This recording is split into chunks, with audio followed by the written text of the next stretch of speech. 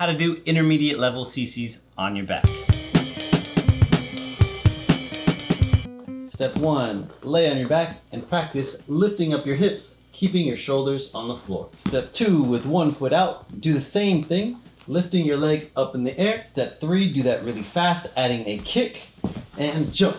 Practice this step on both sides, going jump, switch, jump. Once you feel comfortable, switch in mid-air.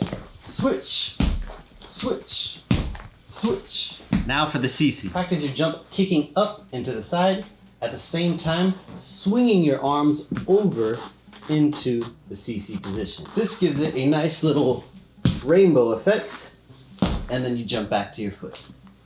Jump, over, jump, back. Repeat this process on the other side, again kicking your leg up into the side, reaching your arms over, landing in a CC, and then jumping back to your foot. Once you get this down, add your CC pattern. CC down, switch, CC down, switch, CC down, switch, CC down, switch. Practice this until you're comfortable and then add it to your back rocks. For more help with the dancing, make sure you subscribe to me on YouTube and Patreon.